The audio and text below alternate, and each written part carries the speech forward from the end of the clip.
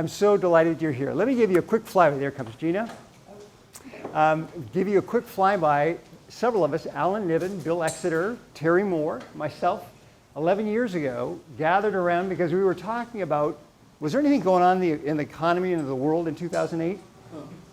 Anybody? Yeah, okay. But the issues that was most frustrating to us as business leaders was that the media was turning it into such a tailspin, but Alan, who's an economic research advisor and demographer par excellence, was letting us know that in fact things were still robust in the community. In fact, in several parts of the community, property values continue to go up for over 2 years after 2008. So if you're a business owner, how do you make good decisions when you're getting skewed data, when you're getting things that, as the saying goes, what bleeds leads? So no offense to my friends in the media, I love them, but they were not giving us advice that could be used in a way that could make a difference. So Terry and Alan and Bill and I said, you know what, we got to do something about this. So we're going to do one event. Well, that one event, 3-hour event at USD, has turned into over 50 in San Diego and over 5 in Las Vegas. So this is a continuation of that. It's called the Leadership Insight Forum. So this is not what I get paid for. This is our not-for-profit side. But I'm RJ Kelly. I'm founder and chief visionary officer for the Wealth Legacy family of companies and Wealth Legacy Group. But so delighted you're here. I just really, frankly, want to get diving into our material and the interview with this amazing couple. Before I do that, though, just we give you a quick format check here. We may need to close the door. It is hot. We have no control over the heater. So if it's too hot for you, take off your jacket, roll up your sleeves, probably keep your pants on. But other than that, just make yourself comfortable. Treat it like home. Secondly, please, we got plenty of food and beverages that my sister-in-law brought for us, so help yourself. Third point, we're going to go till about 8:15, 8:20 with the fireside chat portion. Then we're going to have some facilitation. I'm going to actually invite you kind of to break up into, get maybe 3 or 4 people at a table.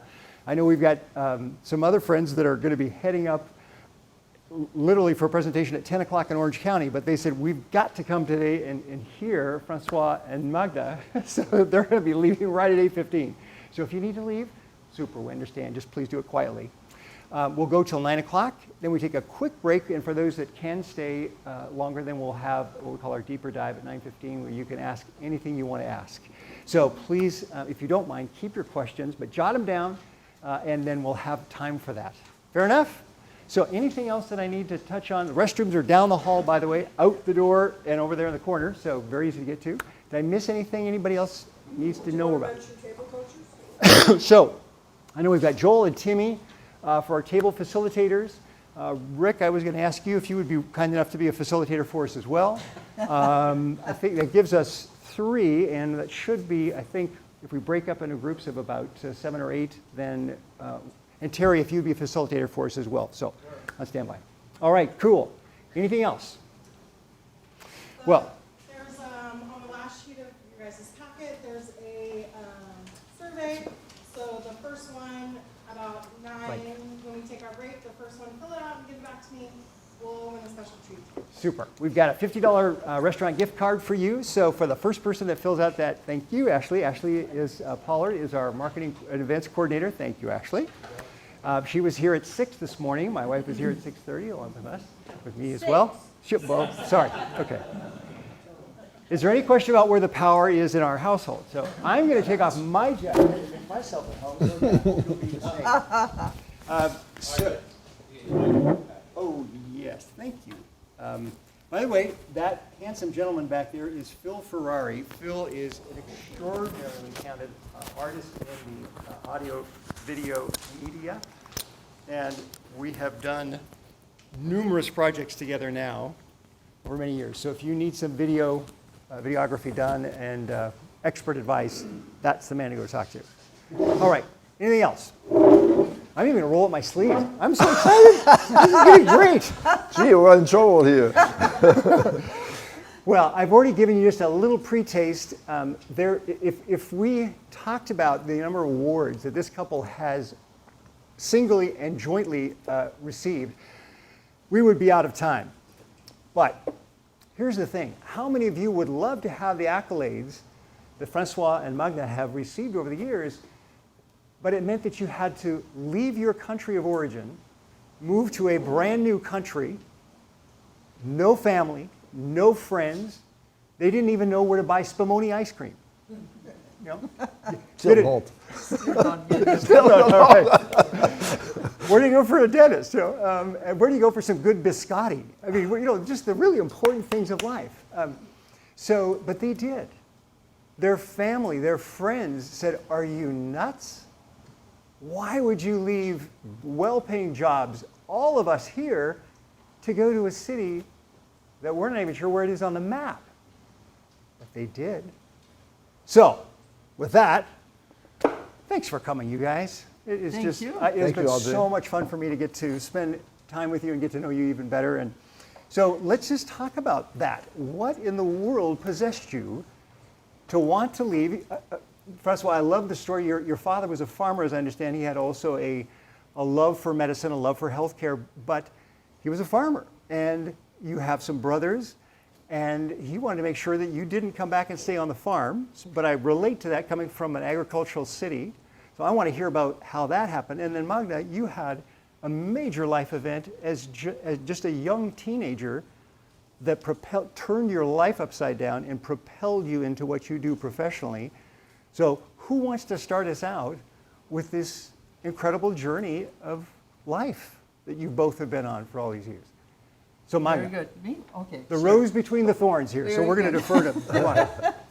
So thank you so much, Archie. Thank you for your generosity and for inviting us, and thank you all for coming. You know, when we left home and it was like overcast, like, oh well, no one will show up because we're way too early. But I appreciate that, and I think that, I mean, life is interesting, right? It's you can see life as an adventure, or you can see life as, you know, you just stay where your parents stay, and then you continue in a more predictable way. And I grew up in a very small country that not many people know. I did not know that country. I usually, because of my name and my accent, people say, "Where are you coming from?" They can't really figure out. They say, "Okay, you give me three choices." And they never get it right, like Eastern Europe, Argentina. Well, and then I said, no, it's not that, but let me tell you, it's Andorra. What? So Andorra is one of the smallest countries in Europe. It's it's the oldest, actually, since the Middle Ages. And I grew up there. I was the youngest of three siblings. And it's very limited there. It's only 70,000 people. And then when I was growing up, like, you know, what am I going to do to come back and have a job? It's I can do tourism, or I can, I always like science, I can do medicine. But then, frankly, I didn't know much, and I had to go to France to get an education because there were no high school in my little place. So that by itself was already a pretty difficult Very step disruptive. for a teenager, right? To go into a country that's not your own country, a language that's not your language, a culture that's not your culture. And then one day I was allowed to get out of my school, my boarding school, on Sundays. And on Sundays we were going to a phone booth. Does anybody know what a phone booth is? Yeah, what is that? Can you that tells you how old I We'll am. send you a know. picture later on. Yeah. Make a note of that. Ashley will send a picture of that. And then Okay, after good. waiting for half an hour, very often it didn't take your coins, or you had to go find another one. Anyway, it was an adventure. But that is where I called home, and then my mom didn't respond. And that was awkward because she was always there on Sunday afternoon. It was something that was important to us. And then my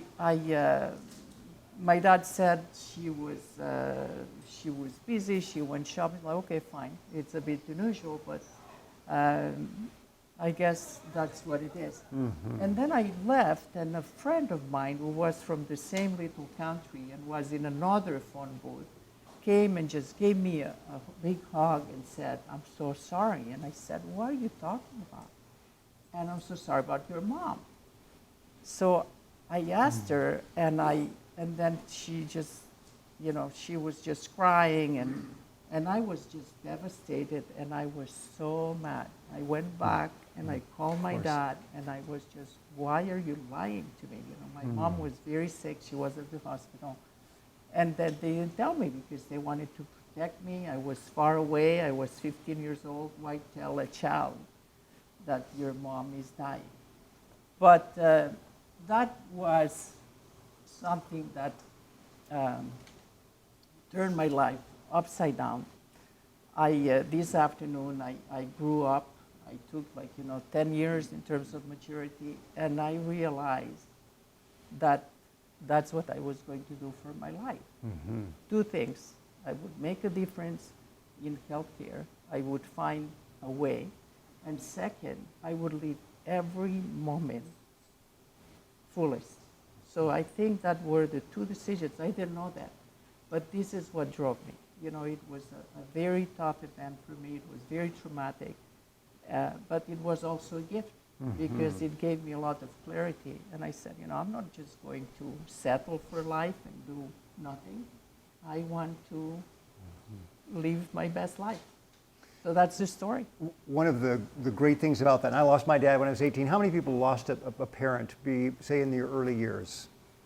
It's a surprising number that happened. And when those things happen, it's either going to be a setback or a set up, as Joel Osteen says. And Magda, I love that about you, is that here at 15, when that would have been such a devastating setback, and it was. It was very no devastating. question.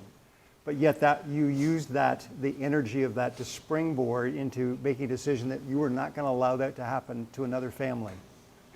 What had happened to you, if you could help? I didn't know at the time, but I think that's exactly what happened. And bioscience didn't even exist at that time, Not did really, it? not As a really, career. not really. So I don't want to take all the time here from my partner No. in crime, but no, you're right. I mean, it was when I finished college. It was the 80s, the early 80s, and I decided to graduate in biochemical engineering, which was a relatively new field, and then going to the only biotech company in Europe.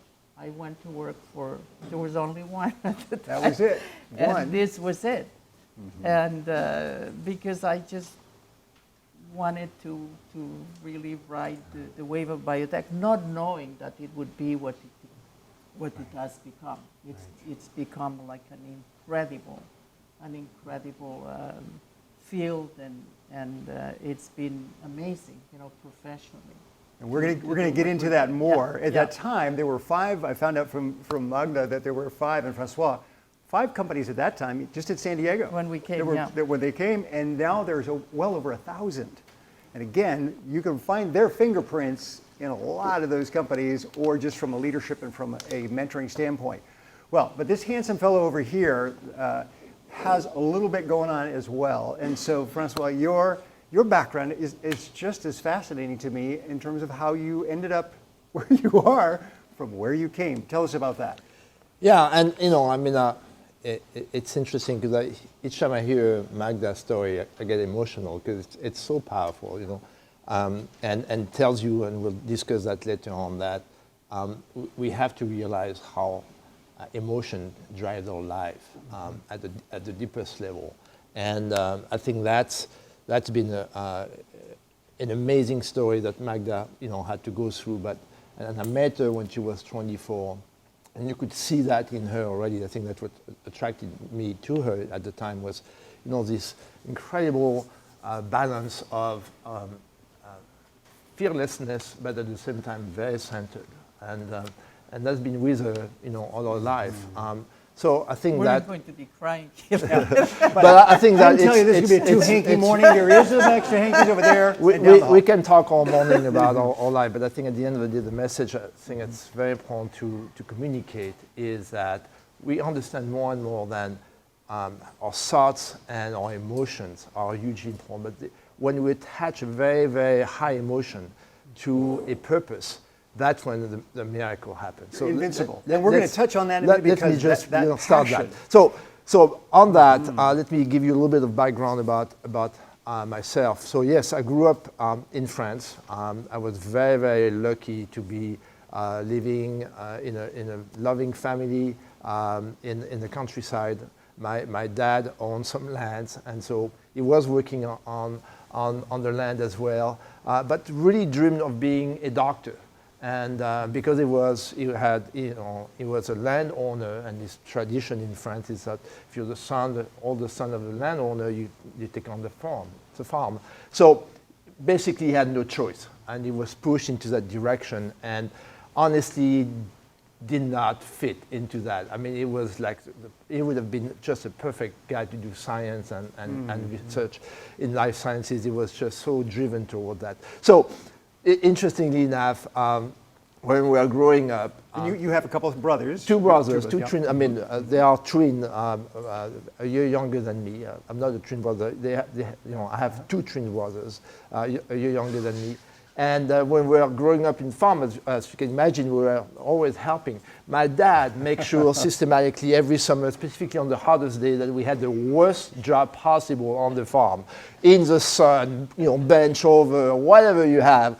And because he wanted to teach us that there's other things to life than farming, because I didn't like it at all. And we ended up, the three of us ended up in medical field, interestingly enough. So one is a pharmacist in Belgium, one is a doctor in Germany, and here I am. So it did work. His own experiment of, my dad pushed me into farming against my will. I'm going to push you out of farming, and not against your will, but in terms of giving you a different life path. So that's Parents, it's okay to be sneaky about these kinds of things. And yeah. So and then the way I developed a passion for the life sciences was, honestly, early on, I was not sure, but then when I really discovered the whole field of genetics and cellular approaches and things that really were focused on the magic of life. There's no other way to say it, right? When you start getting deeper into what life science is about, it's just magical. And that really got me going and decided to really go down that path. And early on, it was more mechanistically understanding the mechanism of cellular behavior and at the gene level and all that. And then, of course, it became much more towards making a difference in medicine and health, basically. One of the things I was so impressed about, because most that are in the healthcare space that get so involved, or artificial intelligence or technology, that becomes almost their God, and they lose the wonder. I think from you as a couple, that's one of the things I value about you the most, is that, or some of the things I value about you, is you have this incredible sense of wonder. You haven't lost that. At the same time, you're brilliant in terms of your gene research and the pharmacology and the technology and the diagnostics. So you've done a lovely job of balancing that. And I guess one of the questions I had, this is not on our page, but again, where did that come from? Did that come from your parents? Did it come innately from yourselves? But that is one of your hallmarks, is that you embrace the wonders of life almost in a childlike, with an enthusiasm that belies your science. Well, thank you for saying that. That's wonderful. Yeah, so I think what it is, some of it came from struggle, right? I mean, I'm a woman. I'm a woman. I'm a scientist. I'm a foreigner. I have it all. And when you face these struggles, you can have two choices. One of them is to put yourself in a victim position and say, all of these things happen because I am a woman. And believe me, I did that many times. During many years, it was always my boss's fault because, how come they could do this to me? And one day I realized that didn't make me happy, that didn't make me successful. So maybe I needed to go inside and find out what was it in me that created these situations, right? What kind of beliefs did I have? What kind of view of life did I have that put me in this very unresourceful and frustrating state? And I wasn't very happy, frankly. And I was, relatively successful, but it was a lot of willpower and trial and error, and I'll prove you wrong. And I just, like I said, I wasn't who I wanted to be. And that led me to read some books, go to some seminars. I mean, one of the things we said is like, I think that one of my main motivations is to learn something every day. And you can see the world that we live around as a place where incredible possibility. You can also see it as a disaster. And right now, it makes me sad to see young people like being so, they depressed, anxious about the world they live in, thinking that, gosh, they have all these problems and they won't be able to overcome them. And you need to look at the world with some perspective and consider yourself very lucky that you're here in the 21st century and this is your experience and you make the best out of it, right?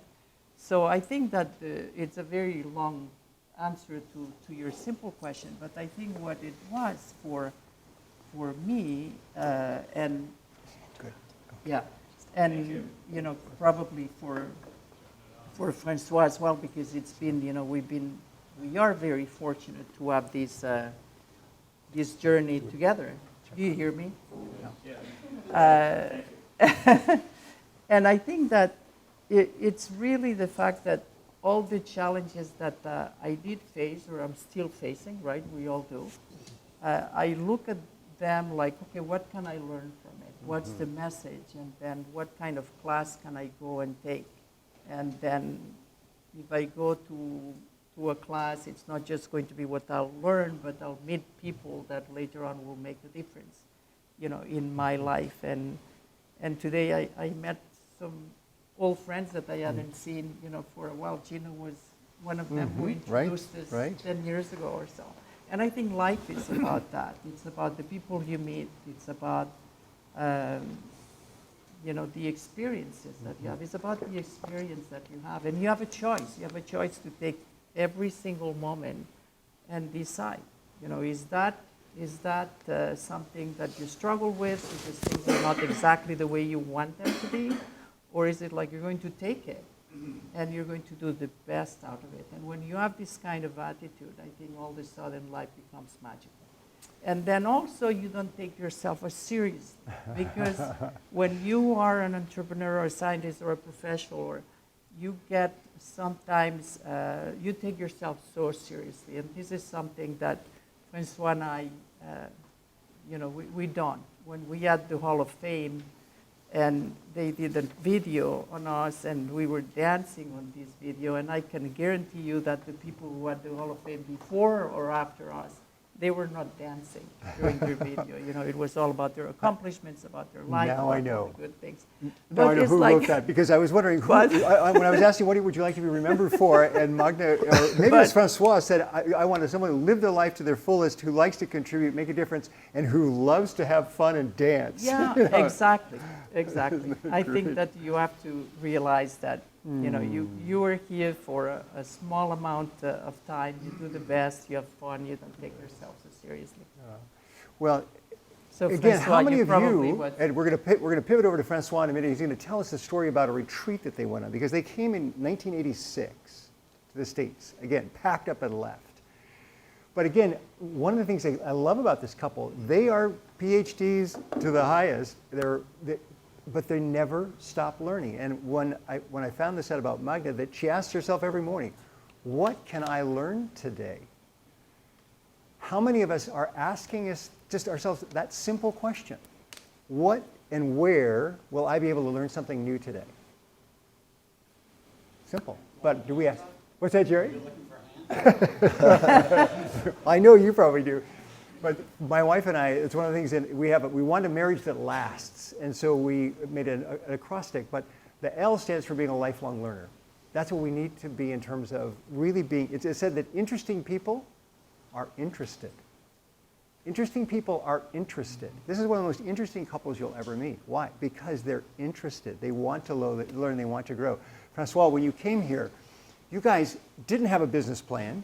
You were very bright. You've done some amazing things in France. You also were working with the Jonas Salk Institute on some HIV anti-drugs, the drugs that are prolonging life today.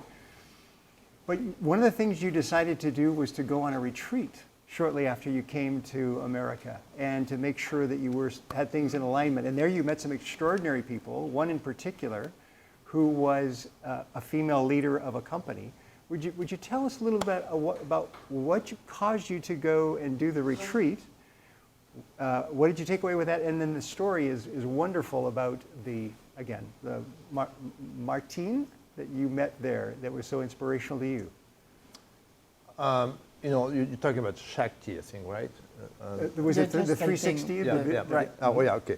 So, I think that, let's go back a little bit, because you mentioned, I worked with, in a company, Immune Response Corporation, that was working on an HIV vaccine with Jonas Salk in the 90s. And the two of us had some real nice jobs. We are moving up in our companies as leaders, as managers, and so on and so forth. But we had this nagging, question in us: is that really what we came here for? Is there a bigger dream? We were doing interesting science.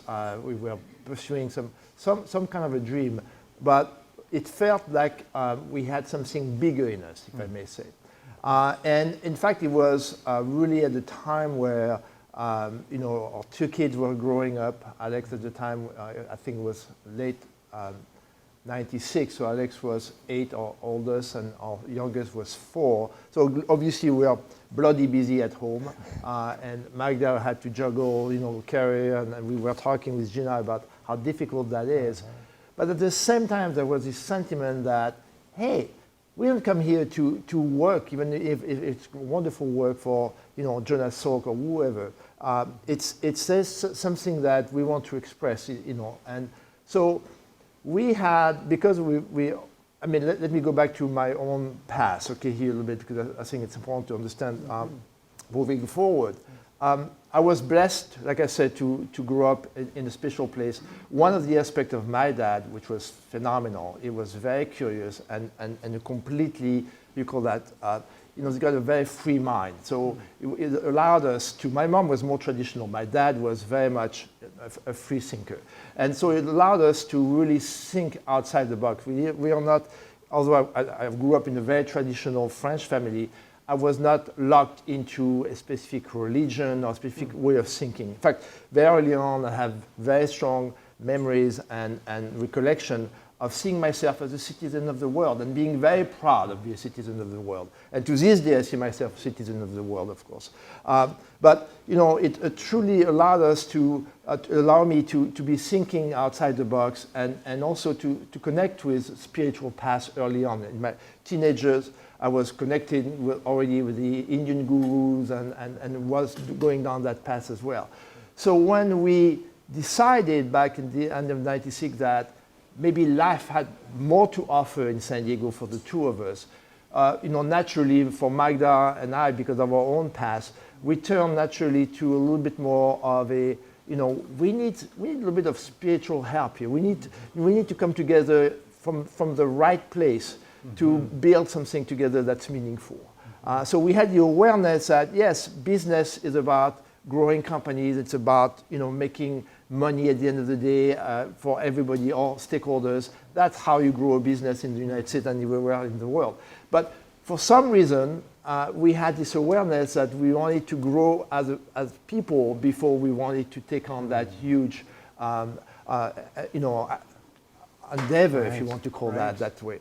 And that's what we did. So we went to Northern California, and we decided, and Magda, in fact, found the right retreat for us because she had read a book by Shakti Gawain on creative visualization, and she was really very interested by the concept of how, the power of visualization helps you in your creative process at all levels of life. That word, by the way, is power of visualization. Powerful book. Very powerful book, and that we both have read by that time.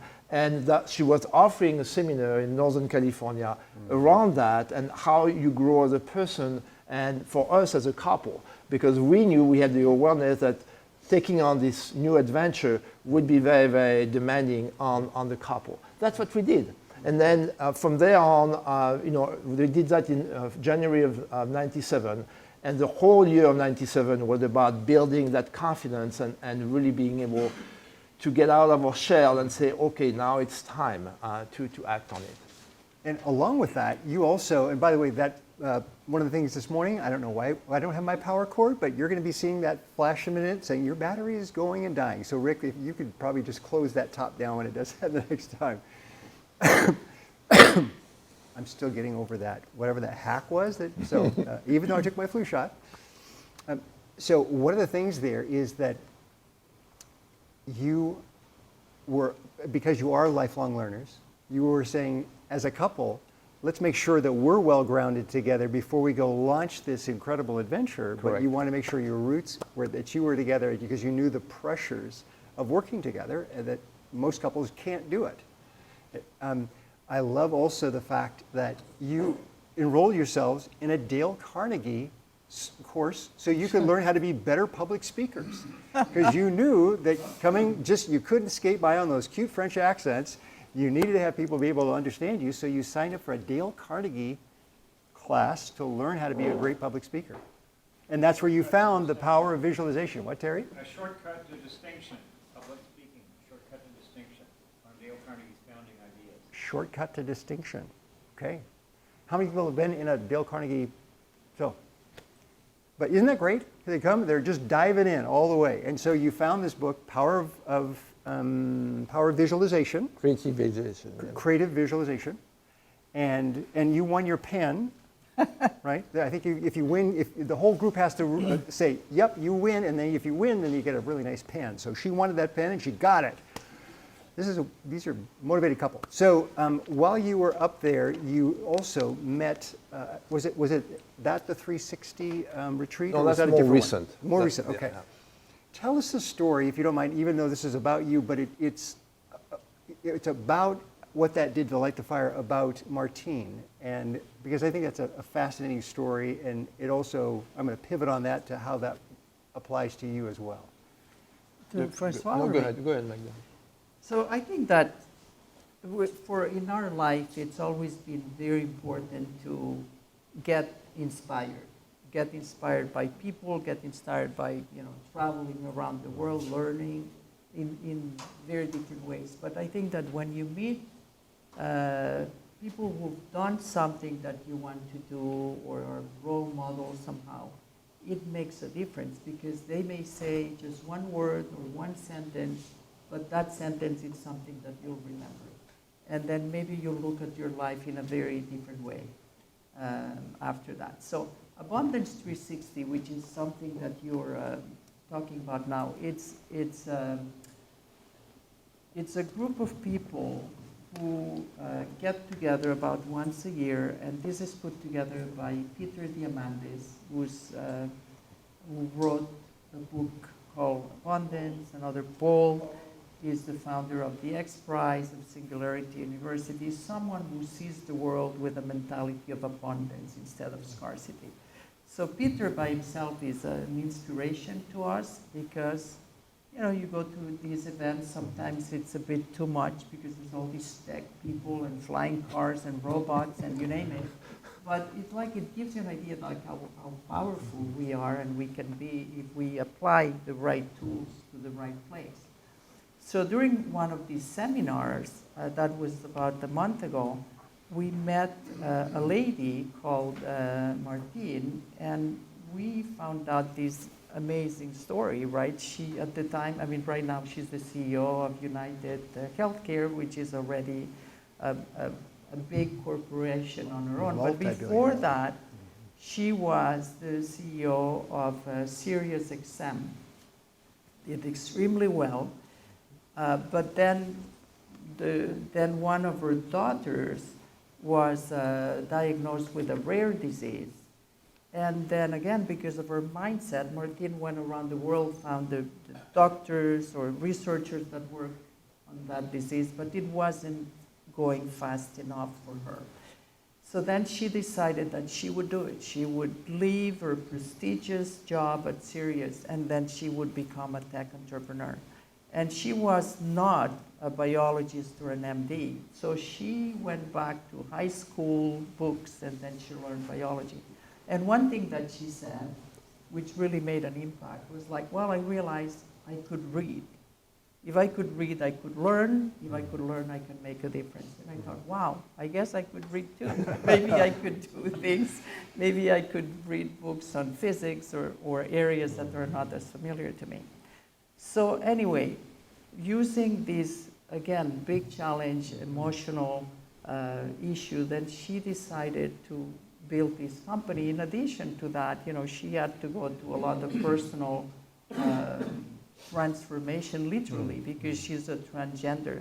So you look at all of that, it's like, how come there are people that you meet in the world that can overcome so many challenges and do it with grace? It's like, well, okay. So it's an eye-opening. And, frankly, you see examples every single day if you choose to, right? So these are just a few examples of what we've been seeing. Yeah, good. I just want to add something about Martine that I found that phenomenal. Everything was, really like, okay, I'm ready to take on this challenge. So when she became CEO of Sirius, she took on this challenge, which was, ridiculous. Everybody was saying, you cannot do that. You're not serious. You're not going to be, getting people excited about, transmitting, sound or whatever from space, right? So she overcame this challenge. Then, like Magda said, it's just like transgender thing, amazing. She already had a family, decided to become a woman, which is like, wow, how you take on a challenge like that? Having a family with kids, it's incredible. Then when she started United Therapeutics, she not only, like Magda said, learned so much, but she succeeded at developing very, very interesting drugs that are now used by thousands of people, saving lives all around the world. And now she's getting on the challenge of building new companies beyond that to create human organs or organs that can be used by the thousand as well, rather than unbelievable character. But what was striking through her whole talk is that, again, coming back to the emotion, what was the true motivation behind all that? And she kept coming back to love. Every morning, I'm coming back to, what makes me tick is the passion, but also the love I have for my family, the love I have for what I'm doing. And she kept talking about love all the time. And I think, we got to get that message across as well. I mean, it's okay to talk about these very, very high emotion. And the more we talk about that gratefulness, love, the more we elevate our ability, in fact, to do good in the world, because it's all connected. And so talking about it, it's one thing. Bringing it to the whole level emotionally is where, again, we discussed before, the magic happened. And I think that was so impressive with Martine, is that you could see real life, somebody that applied this principle, and you could see the magic she was creating around her. Phenomenal. The only other married couple we've had, normally we just do single speakers, but since this is around Valentine's Day, I thought, you know what, we need to have another couple. And Ken and Margie Blanchard were our previous ones, and I thought this is a great couple to bring. But Ken reminded us that gratitude, just as Francois was talking about, being thankful. Ken gave a challenge that has stayed with me ever since. He said, what would you have tomorrow if you only had what you gave thanks for today? What would you have tomorrow if you only had what you gave thanks for, that you had gratitude for today? And I don't know about you, but that was a very uncomfortable question. And so from that point forward, it has challenged me to dig in as again, we were hearing from Francois, we're hearing from Magda, being grateful.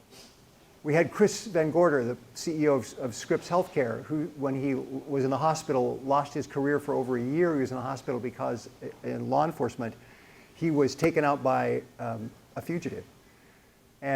But what he learned from being there, laying in the hospital, and it transformed him. It's how he got into healthcare from law enforcement, was because of what happened to him and rebuilding his body after this horrible accident.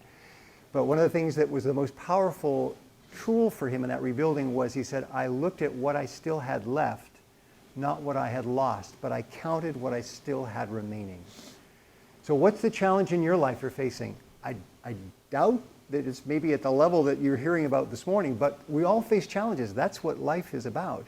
But it's either going to be a setback for you, or you can make it into that setup. That can be the power. That can be what juices you to get into the companies then. And we've only got a few minutes left, but we've got to talk about Althea. We've got to talk about how you, husband and wife, no business plan, in new country, and you had a passion to start a company to do something differently than what had been being done to that point in the health delivery system, and really in the science and diagnostics. And so, but you're ready to go. So take it away.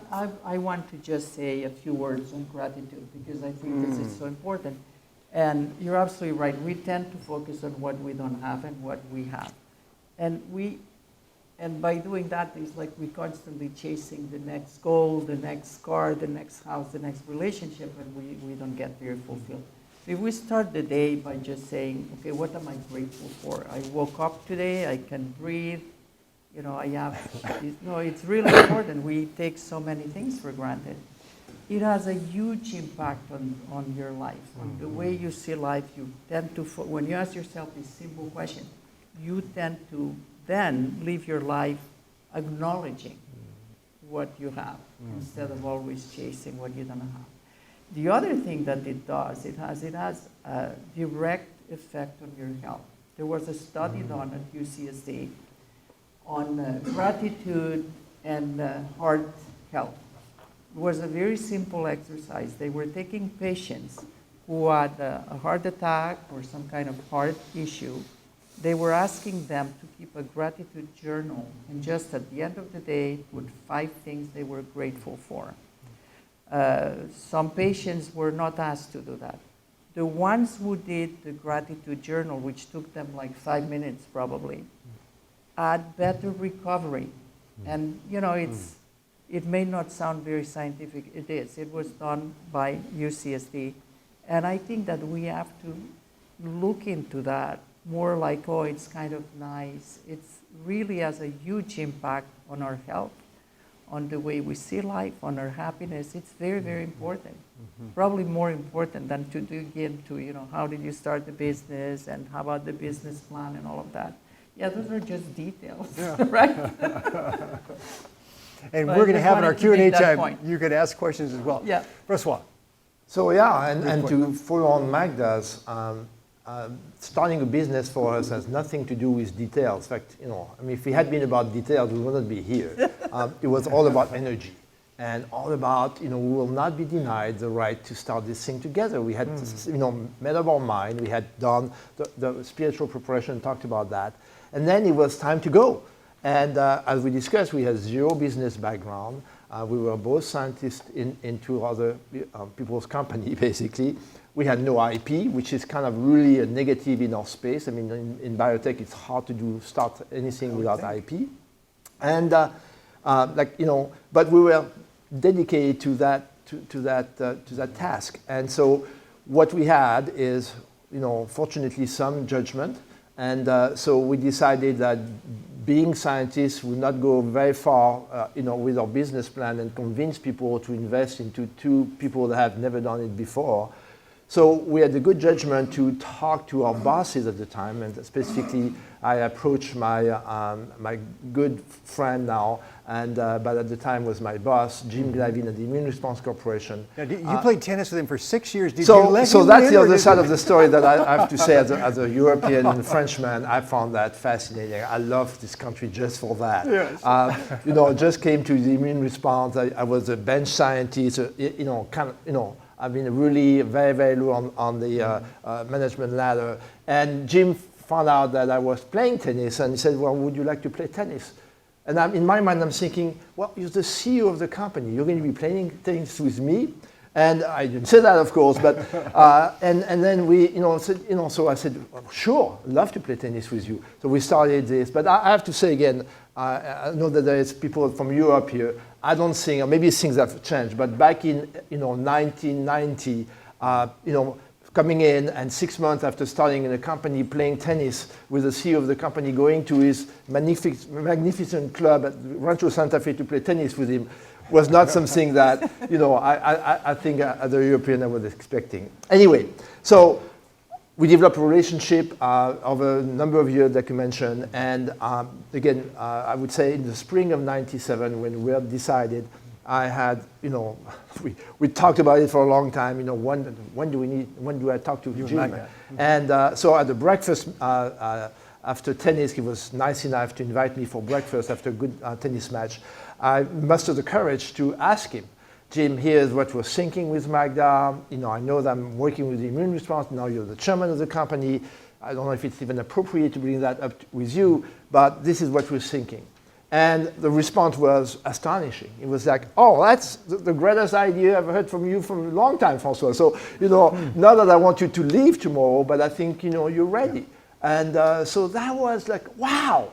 I mean, the CEO of this, now the chairman is telling me, yeah, you're ready to move on. And I found that wonderful. So Jim was already a mentor, of course, became the first investor in the company and joined us on the board. And the other thing I should mention is that Magda's boss did the same thing. And that gave us, obviously, tremendous recognition power, and specifically for the business side of the equation. People trusted us with the science, but those two guys were trusted leaders in terms of business in the community, and that gave us, of course, some gravitas with investors. And so that's how it all started. I'm getting flashed saying, you're way over time, wrap it up. But we've got one more thing. We're on question 2. There's so much there. I've just got to come back, because be very careful about who you hang out with. Whether it's playing tennis, whether it's playing golf, whether it's in a book club, but the people that Magda, and again, you will attract the people that you are like yourself. One of the greatest indications, it's been said that you can tell the character of someone by looking at their 5 closest friends. So the question is, who are you hanging out with? And do we need to upgrade any of your friends, any of your workers? That's up to you. We're not victims. As Magda said early on, we're not victims. We get to choose where we go.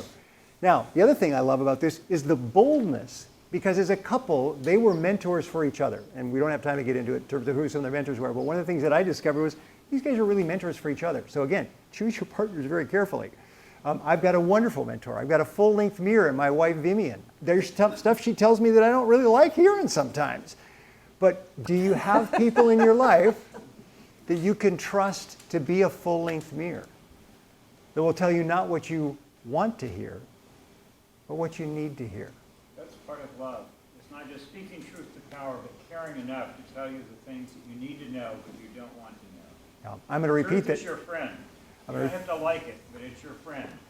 Terry Moore say, truth is your friend. You may not like it, but that is your friend. I agree. Other part is that they had a bold vision.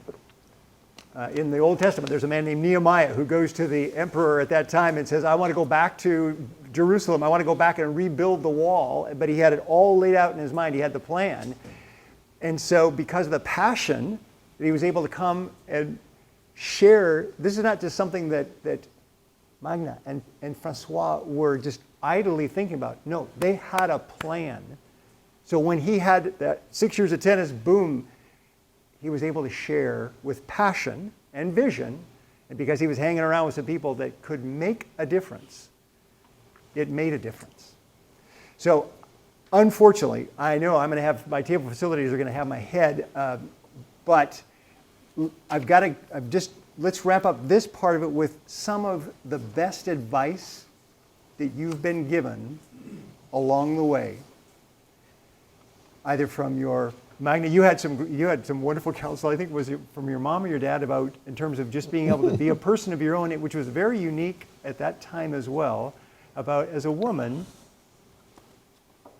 So that was some good counsel. I mean, in terms of I think that seemed to be a life shaper for you. And then I know Francois, you've got some other things as well. So what could you share with us? What's some of the best wisdom, advice, and counsel you've been given along the way? Before I answer, and I know we're late already, but I want to mention a book that I think is helpful on the people that you surround yourself with.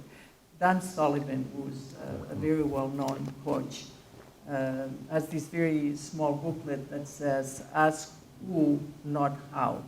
In other words, if you want to accomplish something, ask who can help you instead of how am I going to do it, how I am going to figure it out. Mm-hmm. Don't go into the how, because the how is limiting, and then the how is your intellect just analyzing the whole thing. It's important, but it's not the most important thing. So who, not how. And that's something that it's very, it's part of my life. I always ask around, I see people who can do things much better than I can naturally, and then I want these people in my team.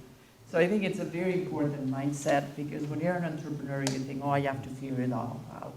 And one of the things that helped us tremendously when we started the companies, like we had a very strong board from day one. And these people were at a completely different level than we were. And sometimes the truth was very painful, yes. But gosh, we needed to hear that. They were amazing, and we would have never have made it if we didn't have these big shots, in our board of directors when we were like two bench scientists, frankly. So it is painful, but it's a good idea to have very good people that you're always surrounded with. And these people are, sometimes they say things you don't want to hear. But talking about people that made a difference and things that I heard that made a big difference, I'll go back to my mom again. And my mom was this amazing woman, and she always believed in women, which again, at the time, it wasn't like it is now, right? We were not getting the same encouragement, and I had many girlfriends who were really smart, but they decided that they were going to be, that they didn't want to go to university because they wanted to do maybe a part-time job or something like that. And I wasn't raised with these kind of values. So I was in high school, and I was like, I don't know what I want to do, what I should be doing this or that, or should I go to this school? And my mom said, you know what? You do whatever. It doesn't really matter. You'll make it. Go as far as you can in your education. But promise me one thing, only one thing. Never be financially dependent on a man. That doesn't mean you cannot be married, that doesn't mean you cannot have kids, but just make sure that you have your freedom. And that was like, wow, that was really an incredible thing that she said to me, had a lot of impact. She really believed in you, and she just said, you can be whatever you want to be. Yeah, exactly. I know we've got some friends that need to leave, but, and then Francois as well. Some of the great counsel. You say never be financially dependent of a woman, I think they said. we could stop there, because that it's so true. I mean, again, make sure that you can be a free spirit and you're never dependent on somebody else. That's for sure. What I would just add is, in terms of recommendation, is I think too many people get stuck into a specific path. If you're a biologist and you want to go in biotech, you only really go to biotech event or you take biotech advice. Open your horizon and make sure that, because the world today is about convergence. And things are going to be happening at the frontier of convergence in between fields. And so if you really just live into one segment of life, first of all, there's so many exciting things outside of that segment, I can promise you that. You're limiting yourself. So to go back to the example of Abundance 360, I mean, it's mostly a tech world. It's about the abundance of air, water, energy, all of that. But there's some deep application of what we are doing specifically in the world of prevention. We are fascinated with Magda. Yesterday at the Democratic debate, I don't know if anybody who saw it, they spent almost an hour on healthcare and got it completely wrong. It's not about 50 trillion or whatever the number is. It's about having a completely different mindset with the usage of technology, of data, of all that, completely shifting the paradox from sick care to true healthcare, which is about prevention, which is about making people understand that there's a different path in life than gorging ourselves and eating too much. And I mean, this is really, but you cannot get there if you just think about sick care. And all I'm going to do, because I'm a biologist, is going to be developing the next blockbuster drug. That is not what is exciting. It's about looking at what's out there and looking at the convergence of artificial intelligence. How can we truly transform the world of and go truly toward health through this? And I think that's, to me, what is the big message here. Get out of your comfort zone and go out in the world, explore other dimensions, because that's where, again, the magic happens. And that's what we do right now with Magda. We'll continue to explore. We are in our early 60s. We believe that we have many, many decades in front of us of productive life. We want to keep it that way. We are fascinated by some of the work that's being done right now in longevity. By the way, if you're not aware of it, please get on it, because it's happening faster than you think. A great book to start with is The Latest One by David Sinclair, Lifespan. Will open your mind on the whole new dimension of maybe aging is not something that we should look at, something that has to happen to us. Maybe we can do something about aging. And in fact, I would propose to say that aging is becoming indeed demonstrably being a disease. So when you start with that kind of thinking, aging is a disease, it changed again completely the paradigm of healthcare. Because now you can act on aging way before you get to all these diseases that are connected with aging, cancer, heart disease, you name it, Alzheimer. So I'm talking too much here, but all I'm just going to say is, again, stretch and find ways to expand your horizon and think convergence, think about really how you can use other tools out there to help you in your adventure.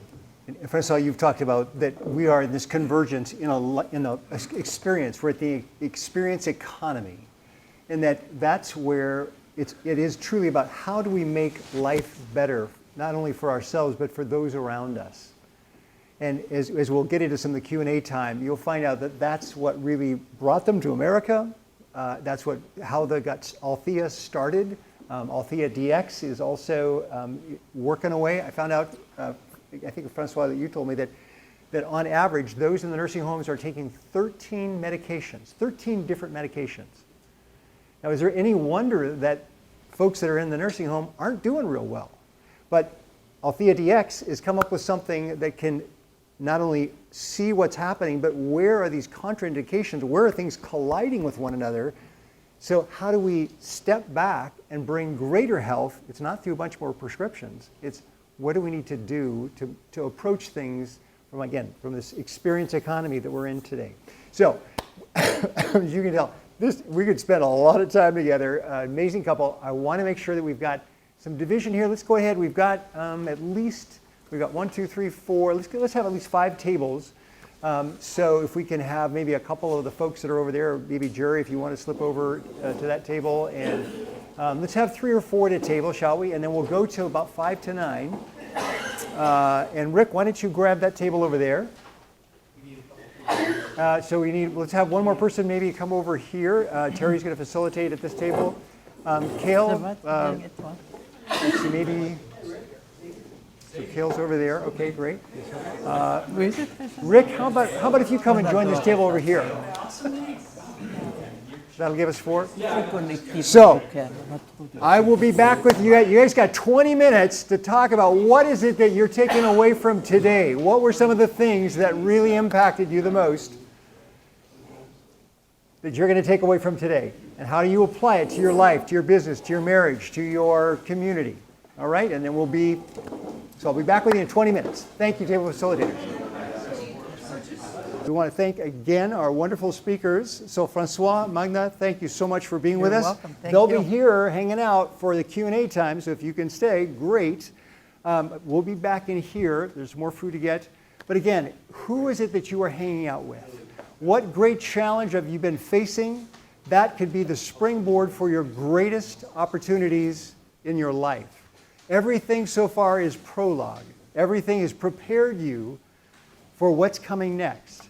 I just had my 65th birthday. I had a wonderful surprise party by my wife. And we were chatting. I was part of Dan Sullivan's program for 12 years, so my life goal is to get to 147 because I want to see a new century come in. So frankly, I'm only 45% of the way there. Everything's still in front of me. Good. So I'm challenging you, just as Magda did as well, and Francois, what great things do you have ahead of you? And your bucket list, if your bucket list is not longer than the things you've accomplished in your life, I don't care what age you are, if you're 32 or 92, if your bucket list is shorter than what you've accomplished, old age has set in. If you're feeling stuck in your life, think about what great challenges you are experiencing right now and look at them as springboards and start putting things on that bucket list. Who do you want to meet? What things do you want to learn? And that bucket list, if it's longer than what you've accomplished, that's when you're going to find that energy and passion that will get you out of bed in the morning. So, thank you so much on behalf of our team, Vimian, Ashley. Yes, so we're going to take a break, 9:15. Come on back. We'll start our Q&A time. But anyway, God bless. Thanks for the...